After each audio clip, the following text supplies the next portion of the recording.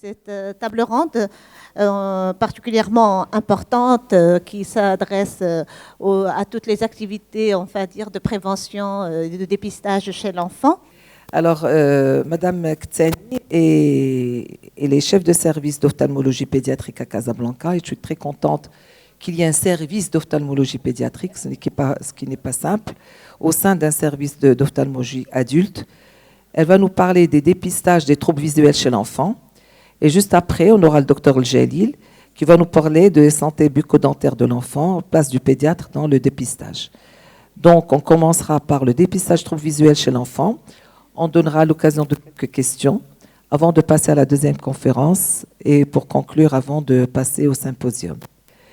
Je pense qu'on peut donner la parole à Madame Ktseni tout de suite pour démarrer sa conférence. Merci beaucoup, professeur Oumlil, et merci énormément pour l'amicale des pédiatres de la région de Fès de cette invitation. C'est un plaisir pour moi de vous parler aujourd'hui du dépistage des troubles visuels chez l'enfant et de son importance. Donc, ce que vous savez certainement, c'est qu'à la naissance, le système visuel n'est pas encore mature et donc il est en développement, que les troubles visuels sont fréquents chez l'enfant, qui peuvent entraver justement ce développement. Ça touche à peu près 15 à 20% des enfants, notamment essentiellement des vices de réfraction, autour de 10%. Quand on va faire des campagnes de dépistage, en général dans les classes, on trouve à peu près entre 10-15% de besoins en lunettes. Les strabismes représentent à peu près 5%. Donc tout ça, ça peut engendrer des troubles du développement visuel et notamment une amblyopie, voire même une malvoyance quand l'atteinte est bilatérale. Ce qu'il faut savoir, c'est que dans énormément de cas, le dépistage précoce permet de pallier à ces problèmes et donc c'est réversible si on arrive assez tôt pour corriger les problèmes.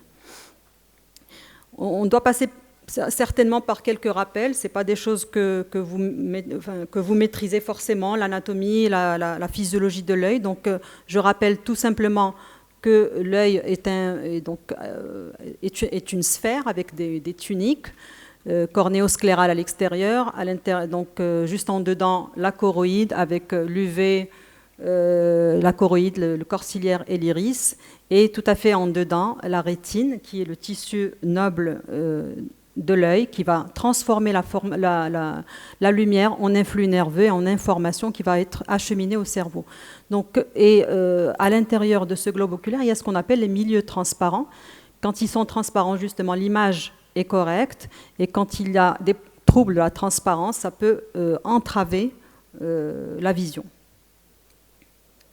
Donc, on voit avec son cerveau. Donc, l'œil, c'est l'organe qui reçoit l'information lumineuse, mais c'est le cerveau qui interprète cette image, qui perçoit cette image et qui l'interprète. Donc il y a tous les problèmes des voies visuelles. Et on va voir que le développement du système visuel va se faire essentiellement au niveau du cortex visuel et que ce développement va dépendre du message visuel, de sa qualité. Il faut que le message visuel soit correct, c'est-à-dire l'image la plus nette possible et qu'elle soit identique aux deux rétines pour qu'on apprenne à voir, pour qu'on développe le côté sensoriel au niveau du cortex visuel, mais également le côté moteur, toute la régulation de l'oculomotricité. Et plus on apprend, plus ça se développe sur le plan sensoriel et moteur, donc plus on apprend à voir et plus on voit bien. Donc, et c'est un cercle vertueux qui s'installe durant les tout premiers mois de la vie et qui va faire que le système visuel va se développer correctement. Donc ce développement va se faire, le maximum de ce développement va se faire au cours des 6 premiers mois. D'ailleurs, on le voit, un enfant de quelques jours, le comportement visuel de cet enfant n'a rien à voir avec le comportement visuel d'un nourrisson de 6 mois. La date de 2-3 ans également est très importante parce que tout ce qui se passe avant cette date va avoir un impact sur la vision binoculaire, c'est-à-dire alors que si toute cette phase se passe correctement, la vision binoculaire est sauvée.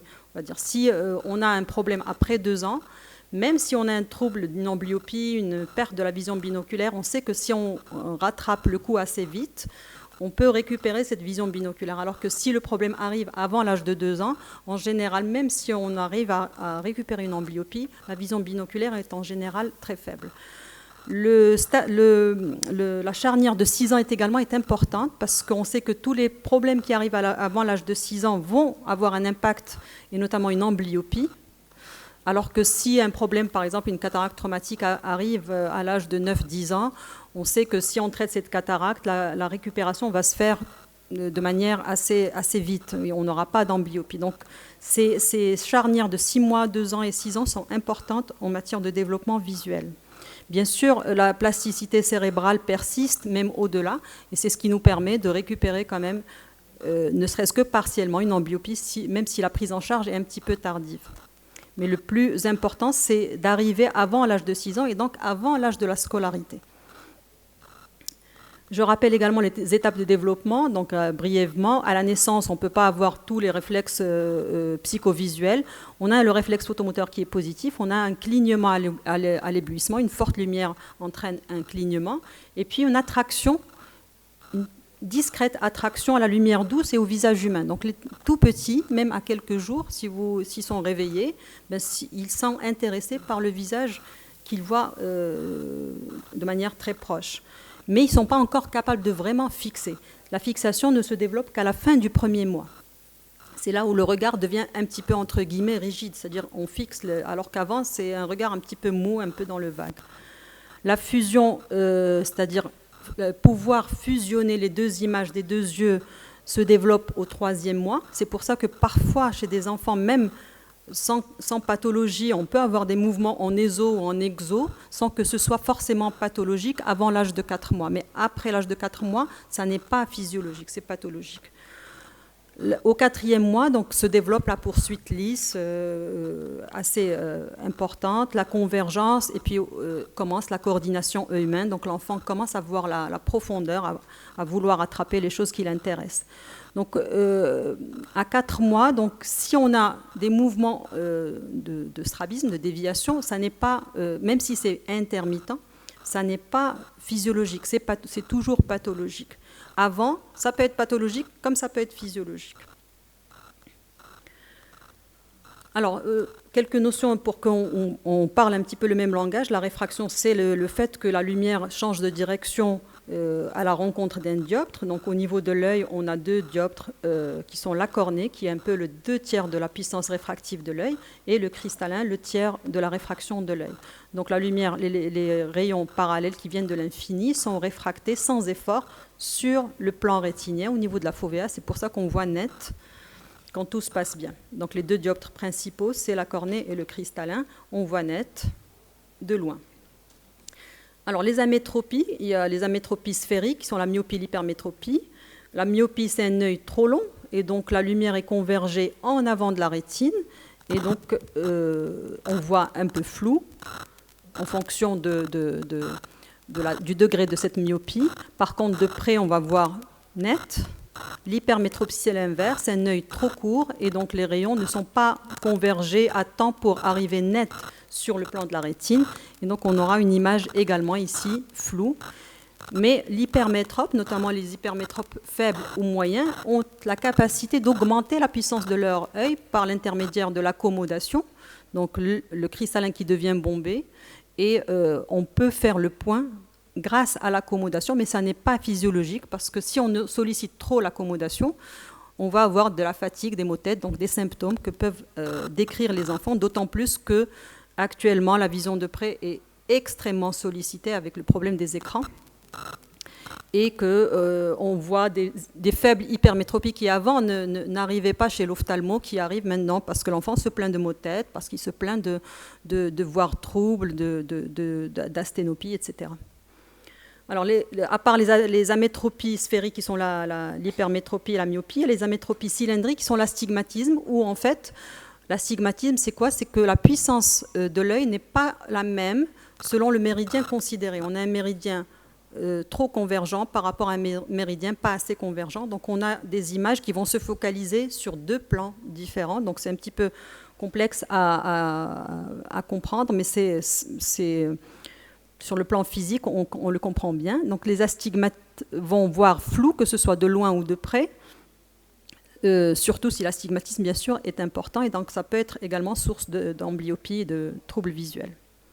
Alors l'amblyopie, pour la définir, c'est une insuffisance de l'acuité visuelle. L'acuité visuelle étant la capacité de séparer deux points les plus fins et les plus rapprochés possibles. Donc c'est la vision fine.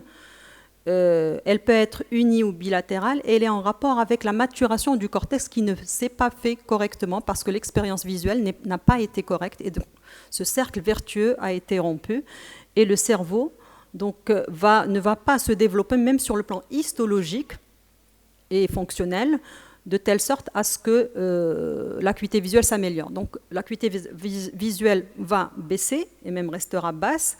Et c'est en rapport avec un problème au niveau du cortex. Elle est irréversible si on arrive trop tard. C'est d'où l'intérêt de dépister ces enfants précocement. Alors on va se retrouver dans 3 situations. Soit l'enfant a un signe d'appel. Et là, on n'a pas d'excuse. L'enfant présente quelque chose, donc on doit faire attention aux signes d'appel qui doivent nous attirer sur le système visuel. Donc, ça peut être une anomalie du comportement, donc avant l'âge de 6 mois, ça peut être un strabisme, un manque d'intérêt au stimulus visuel. Ici, j'ai une petite vidéo, mais je ne sais pas si elle passe. C'est pas grave. Ça, on voit un signe, ce qu'on appelle un signe de l'éventail ou un signe de l'essuie-glace. C'est l'enfant qui est malvoyant, qui n'arrive pas à voir et qui va stimuler sa vision juste en passant sa main. Il va passer la journée à passer sa main devant ses yeux, un petit peu à l'éventail. C'est un signe de malvoyance profond. Ça peut être donc l'absence d'acquisition des réflexes qu'on a vus. La fixation, au-delà d'1 mois, l'enfant ne fixe pas encore. Au-delà de 3 et 4 mois, il ne poursuit pas, il ne cligne pas la menace. Il n'arrive pas à attraper les objets au-delà de 4-5 mois. Ou carrément un plafonnement du regard, un regard dans le vague ou un signe oculodigital également. Ça, c'est des signes de malvoyance profonde.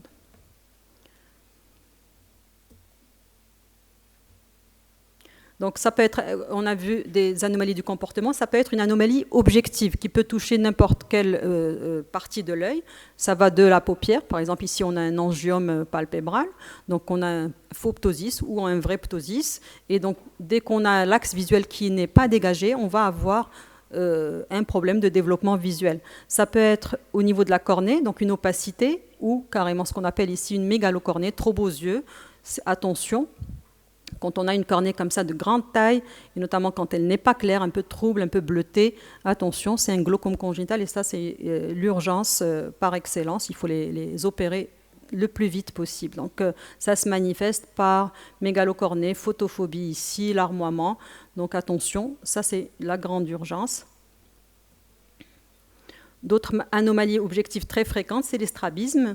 Donc assez facile à voir. Quand on éclaire avec une lampe torche à hauteur des yeux au milieu, on a les reflets cornéens qui sont symétriques, c'est-à-dire ils sont centrés sur la pupille et c'est de la même manière sur les 2 pupilles.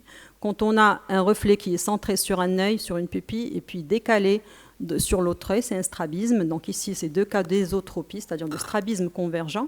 On peut avoir également un nystagmus, un œil qui tremble un petit peu, ou ce qu'on appelle, nous, un torticolis d'origine oculaire. En fait, c'est une attitude vicieuse de la tête, l'enfant qui va se mettre dans une position qui met son système visuel dans les meilleures conditions. C'est-à-dire qu'il va mieux voir quand il tourne la tête. Il faut se méfier, c'est parfois une paralysie oculomotrice ou bien un nystagmus qui se calme uniquement dans cette direction du regard. Donc ça attire sur le système visuel.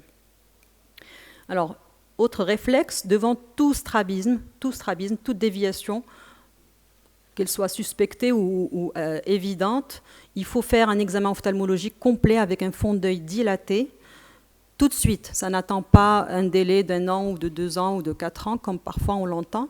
C'est tout de suite, quand on a un strabisme, soit permanent, à tout âge, depuis 0 année, 0 jour, soit intermittent ou permanent au-delà de 4 mois, c'est pathologique. Donc, et ça nécessite un examen ophtalmologique tout de suite. Pourquoi ? Parce que le risque, c'est que ce strabisme soit symptomatique d'une lésion organique. Et le pire, c'est d'avoir une tumeur, un rétinoblastome au fond d'œil. Pourquoi ? Pourquoi une lésion organique peut se manifester par un strabisme ? Parce qu'en fait, la vision, quand elle est entravée sur un œil, cet œil peut dévier, pas à 100%, mais parfois il dévie. Et donc cette déviation, avant de dire que c'est juste un trouble de la maturation de l'oculomotricité et qu'on va traiter par des lunettes, de la rééducation, etc., il faut d'abord vérifier ce que l'œil est capable de voir, est-ce qu'il n'y a pas un trouble des milieux, une cataracte ou pire, un rétinoblastome. Donc, une autre anomalie objective qui devrait être toujours alarmante, c'est la leucocorie, c'est-à-dire une pupille blanche, un reflet pupillaire anormal. Donc ici, on voit un cas de leucocorie à gauche. Ici, c'est bilatéral. Donc si on voit bien, même si elle est asymétrique, il y a également une leucocorie ici. Et là, également une leucocorie bilatérale. Là, 2 cas de rétinoblastome. Et ici, une cataracte congénitale bilatérale. Donc le plus grave, c'est bien sûr le rétinoblastome. Heureusement, ce n'est pas le plus fréquent, mais c'est la leucocorie et le signe oculaire révélateur le plus fréquent des rétinoblastomes. Le diagnostic le plus fréquent, c'est la cataracte congénitale qui engage un pronostic fonctionnel. Donc le rétinoblastome, c'est le pronostic vital et fonctionnel. La cataracte congénitale, c'est au moins le pronostic fonctionnel. Donc toute leucocorie est un rétinoblastome jusqu'à preuve du contraire. C'est le réflexe qu'on a appris sur les bancs de la faculté et qui continue à être enseigné. Alors, la leucocorie peut être apparente dans certaines directions et pas d'autres. Ici, un bébé dilaté, là, on ne voit pas de leucocorie, et quand il regarde en bas, on voit la leucocorie, parce qu'en fait, la lésion, elle est en bas, sur la rétine, et c'est quand cette partie de la rétine est en face de l'observateur qu'elle est vue.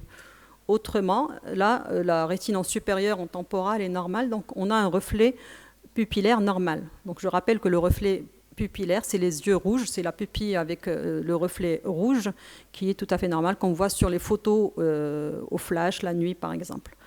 Donc toute leucocorie confirmée ou suspectée, parfois on n'arrive pas à la voir parce qu'on n'a pas le temps de dilater l'enfant, parce que l'enfant pleure, parce qu'on a la salle d'attente qui est pleine, mais dès que les parents, ou la mère surtout, vous parlent d'une anomalie de la lueur pupillaire, il vous dit il y a une lumière dans l'œil, il y a quelque chose de blanc, l'œil ressemble à celui d'un chat ou d'une bête, il faut que ça s'allume dans votre tête et que vous dites peut-être que c'est une leucocorie, même si je ne la vois pas, je préfère quand même faire un fond d'œil dilaté par un ophtalmo. C'est une urgence de quelques jours, hein. Le pronostic peut changer de semaine en semaine.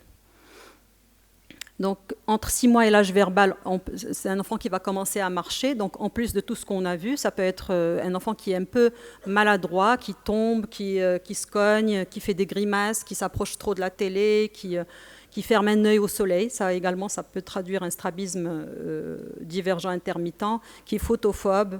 Ça peut traduire des dystrophies de la rétine. Et après l'acquisition de la parole, donc en plus de tout ça, c'est un enfant qui va commencer à se plaindre, qui va se plaindre de picotement, de brûlure oculaire, pas forcément de baisse d'acuité visuelle, parce que probablement il ne sait pas ce que c'est une bonne acuité visuelle.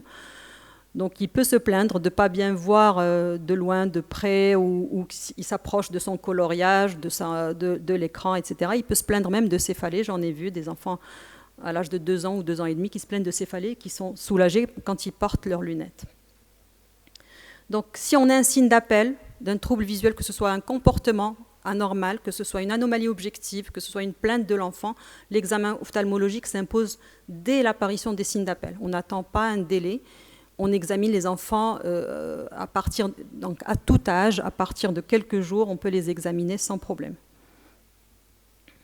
La deuxième situation, il n'y a pas de signe d'appel, mais il y a des facteurs de risque. C'est-à-dire, tout d'abord, la prématurité, c'est un facteur de risque de troubles visuels.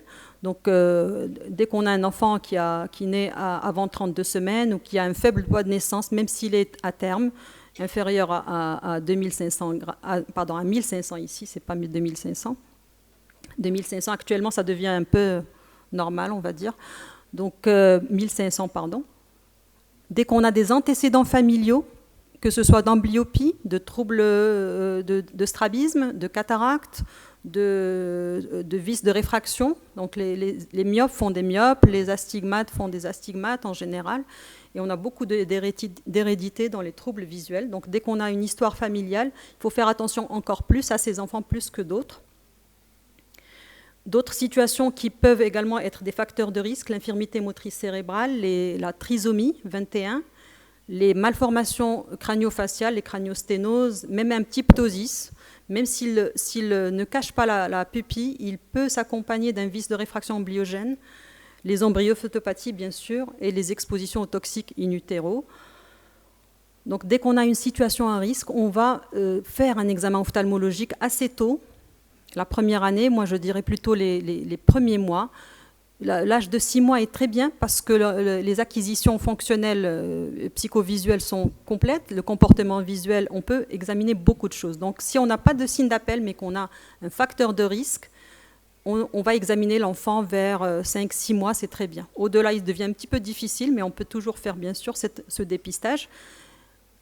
Attention, la prématurité, on n'attend pas 6 mois, c'est déjà trop tard si on a une rétinopathie du prématuré. La prématurité, donc c'est à part, c'est en général au bout de 4 semaines de vie, on commence à faire le dépistage, à moins que ce soit un grand prématuré, on attendra qu'il ait 31 semaines post-conception. Troisième situation, il n'y a pas de signe d'appel, il n'y a pas de facteur de risque. Ça ne veut pas dire que l'enfant est totalement indemne. L'idéal, c'est de faire quand même un examen ophtalmologique à l'âge de 9 mois ou en tout cas à l'âge d'1 an. La première année, il faut faire un examen ophtalmologique avec fond d'œil, avec étude de la réfraction, et puis un autre examen à l'âge verbal, même quand il n'y a pas de signe d'appel, même quand il n'y a pas de facteur de risque. Alors, comment on fait ce dépistage ? Les premières semaines, bien sûr, l'interrogatoire va rechercher tout ce qui est facteur de risque, hérédité, déroulement de la grossesse, etc. L'examen externe à la torche va pouvoir voir s'il y a des anomalies objectives au niveau de la paupière, au niveau de la conjonctive, au niveau de la cornée, la sclère, les pupilles, l'iris, tout ça, on peut le voir à l'œil nu, juste à la torche, la symétrie des globes, les reflets cornéens, et puis les réflexes visuels selon l'âge de l'enfant. Il y a un intérêt à faire un examen à l'ophtalmoscope, si on en a au cabinet. Ça nous permet de voir les lueurs pupillaires, parce qu'à la torche, on ne voit pas la lueur pupillaire. Pourquoi ? Parce qu'il faut que l'observation et l'éclairage soient dans le même axe, qu'on ait un éclairage axial, c'est ce que permet un ophtalmoscope, et c'est comme ça qu'on va voir la lueur pupillaire rouge, comme ça, donc est symétrique. Et il y a un autre moyen de pallier à ça quand on n'a pas l'ophtalmoscope, c'est les photos au flash.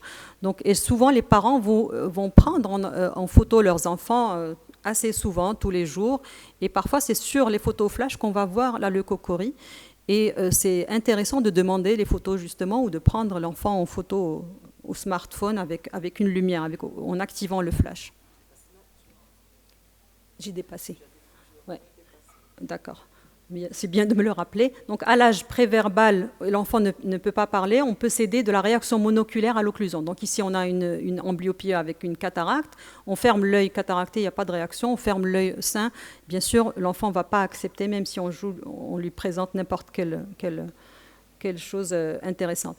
Donc, les reflets cornéens. Donc, là, quand un reflet est symétrique, l'autre est dévié, c'est un strabisme. Et puis, à l'âge verbal, on va pouvoir chiffrer l'acuité visuelle. Et c'est une acuité qui est inférieure à 7/10 ou bien une différence entre les deux yeux de 2 lignes qui est alarmante. En résumé, les troubles visuels ont une prévalence assez importante. Ils peuvent être source d'amblyopie, voire de malvoyance. Cette amblyopie est réversible si on s'y prend tôt, donc avant l'âge de 6 ans, d'où l'intérêt d'un dépistage précoce qui intéresse et les généralistes et les pédiatres, bien sûr, et tous ceux qui entourent la santé de l'enfant, avant d'arriver à l'école, parce que c'est un petit peu tard. Il faut connaître les situations à risque, donc tout ce qui est antécédents et pathologies générales qui peuvent s'accompagner de troubles visuels, et surtout les signes d'appel, on ne doit pas les ignorer. Donc un strabisme, ici c'est une petite fille qui a un rétinoblastome débutant. Donc l'urgence est parfois vitale, notamment quand il y a une leucocorie, parce que la leucocorie doit nous faire penser tout de suite au rétinoblastome, qui est une tumeur hautement maligne et qui peut engager le pronostic vital. Également, l'armoiement, photophobie et mégalocornée doit également nous attirer sur le diagnostic de glaucome congénital.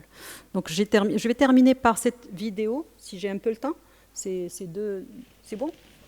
2 minutes. C'est une vidéo faite en fait par des Brésiliens pour le grand public, pour attirer l'attention sur la leucocorie. Je n'ai pas le son. Est-ce qu'on peut avoir le son ?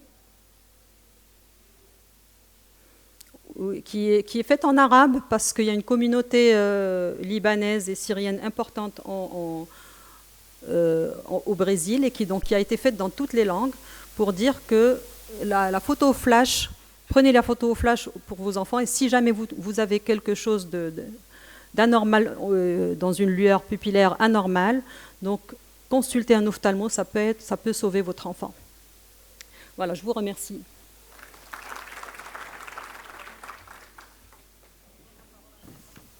Merci Madame Ktani et bienvenue à la communauté pédiatrique, même si je ne suis pas de Fès. J'ai deux questions à vous poser. La première, c'est que il y a des aspects fonctionnels dont on ne parle pas beaucoup. Moi, d'abord, j'estime qu'un enfant qui a des difficultés scolaires, il doit bénéficier d'un examen ophtalmo. Difficultés scolaires, examen ophtalmo, parce qu'il y a des choses. On apprend avec les patients, des patients un peu plus grands, 5 ans, 6 ans, la macropsie. Bon, un enfant est terrifié quand il voit qu'il est là, que sa maman est plus grande que lui, ou plus petite que lui, soit la macropsie, soit la micropsie. Ça, j'ai vu des enfants qui ont consulté pour ça. Et ils ne le disent pas, ils consultent pour des céphalées. Ils ne le disent pas, pour parfois des terreurs. Et quand vous lui posez la question, ils vous disent oui, effectivement, je vois. Premier point. Le deuxième point aussi, les enfants qui font des hyperactivités, ils vous disent parfois, quand je fais un examen ophtalmo, je lui dis qu'est-ce qui se passe. C'est-à-dire que quand je lis, pourquoi je dis les difficultés scolaires, les lettres tenqzou. Bon, il ne peut pas faire une lecture, cet enfant-là. Ça, c'est un élément important. La deuxième chose, c'est ma frustration. Ma frustration avec toi. Parce qu'on a quelques malades. Vous avez un nourrisson qui a un retard psychomoteur. Donc vous n'arrivez pas à trouver l'étiologie, c'est très difficile. Bon, on a éliminé pas mal de choses. Tu vas vers l'œil, l'anesthésie, tu préfères ne pas faire le privé, tu es chez tes malades, parce que tu as un bloc à côté, tout ça. Il n'y a rien au niveau de l'œil qui explique cette cécité chez ce nourrisson de 3 ans ou 2 ans ou 4 ans. Enfin, il n'est plus nourrisson à 4 ans. Il a une IRM strictement normale. Et moi, je suis déçue parce que je ne trouve pas de cause à cette cécité. Et je l'envoie à droite, à gauche. Je t'en avais parlé une fois, tu te rappelles, on avait des enfants ensemble. Voilà un peu ma frustration vis-à-vis de l'ophtalmologie par rapport à des diagnostics. Je me souviens de cette petite, je crois que c'était une petite fille qui faisait ça pour exactement. Pour le peu de stimulation visuelle qu'elle peut avoir, c'est en bougeant un peu sa main. D'ailleurs, je crois que je l'ai filmé. Et effectivement, parfois on ne trouve rien. On pense qu'il y a des troubles au niveau des voies visuelles, au niveau histologique qu'on n'arrive pas à détecter ni par un examen clinique, ni par une imagerie. En tout cas, dans l'état actuel de la science, on n'arrive pas à diagnostiquer ce que c'est. Ça arrive effectivement, mais c'est des enfants qui ont une histoire neurologique assez lourde. Voilà, des convulsions, des états de mal convulsifs, peut-être parfois des prématurés qui ont des complications, des hémorragies, etc., donc qui n'arrivent pas à récupérer une bonne vision. On pense que les voies visuelles ne sont pas... Probablement que dans l'avenir, on arrivera à imager tout ça. Mais effectivement, il y a des fois où on n'arrive pas à voir. Et je suis tout à fait d'accord avec vous. Je n'ai pas détaillé ici, mais tous les troubles, toutes les difficultés scolaires, c'est-à-dire quand je pose... Parfois, on reçoit les patients, les parents, et avec un enfant qui a une hypermétropie faible, mais on hésite à la corriger ou pas. Métropie faible peut être compensée parfaitement. Alors, parmi les questions que je pose... Si j'accepte de ne pas le corriger, c'est sous condition qu'il ne se plaigne de rien, qu'il n'ait pas de céphalée, qu'il voit bien, qu'il ne soit pas hyperactif, qu'il soit concentré en classe, qu'il n'ait pas de difficultés scolaires, qu'il n'y a pas de décrochage scolaire. Donc ça fait partie effectivement des signes d'appel, des difficultés scolaires, un trouble du comportement, un enfant qui ne tient pas en place, qui ne se concentre pas. Parfois c'est une hypermétropie importante. Et l'effort que ça lui demande de faire de l'accommodation tout le temps, il n'arrive pas à le faire et donc il laisse tomber. Moi, je crois même qu'il y a des adultes dont la carrière a changé parce qu'ils n'ont pas porté leur correction d'hypermétropie parce qu'ils vous disent « moi, je n'aime pas lire, j'aime pas rester longtemps devant un livre ou devant un travail, c'est parce qu'en fait, ils sont hypermétropes, ils n'ont jamais été corrigés. J'ai cette conviction. Donc, la correction peut changer le comportement scolaire, les résultats scolaires. Et voilà. Donc, merci Madame Ktiani pour cette présentation très didactique et simple et un tour d'horizon. J'ai une question très moins de 2 ans pour des examens ophtalmo et souvent on est confronté à la difficulté d'examen ophtalmo et donc est-ce que c'est souvent une nécessité de faire un examen sous sédation ou sous... Non, pas du tout. Sinon j'aurais passé la moitié de mes patients sous anesthésie générale. Dans quelle situation ça devient nécessaire? Les situations où c'est nécessaire, c'est quand on doit toucher l'œil, c'est-à-dire qu'on doit prendre la tension oculaire parce qu'il y a une suspicion de glaucome ou bien c'est un enfant. La lampe à fente, par exemple. La lampe à fente, on arrive en les tenant à l'horizontale, même s'ils sont tout petits, on arrive à les voir à la lampe à fente, on arrive à faire un fond d'œil, même si c'est un petit peu acrobatique au départ. La première fois, heureusement, ils grandissent et donc c'est pas un traumatisme à chaque fois, mais c'est toujours mieux qu'une anesthésie générale. C'est vraiment quand on en a, c'est pas possible de faire certaines choses, notamment la prise de tension oculaire ou bien l'examen de la périphérie rétinienne parce qu'il faut indenter, il faut toucher l'œil, etc. Autrement, on arrive. Oui, s'il vous plaît. Ma question concernant dans quelle situation l'œil rouge est une urgence? Alors, l'œil rouge est une urgence chez l'enfant, vous dites. Donc, quand c'est... Oui, quand une uvéite peut se manifester par un œil rouge, donc, et on ne le voit pas à l'extérieur. Donc, quand c'est un œil rouge, photophobe, et baisse d'acuité visuelle. Quand il y a associé à une baisse d'acuité visuelle une photophobie, c'est une urgence. Malheureusement, chez l'enfant, les uvéites parfois sont à œil blanc. Et là également, c'est un autre problème parce qu'on les voit quand il y a une baisse d'acuité visuelle, des complications. Donc, le diagnostic est souvent tardif parce que soit la pathologie générale ne s'est pas manifestée, soit l'enfant a une arthrite juvénile idiopathique et on n'a pas indiqué un examen ophtalmo. Il faut l'indiquer systématiquement. Alors, merci, professeur. La discussion est passionnante, mais on doit, vu l'impératif du temps, passer à la deuxième présentation. Les autres questions pourront être posées peut-être à la fin.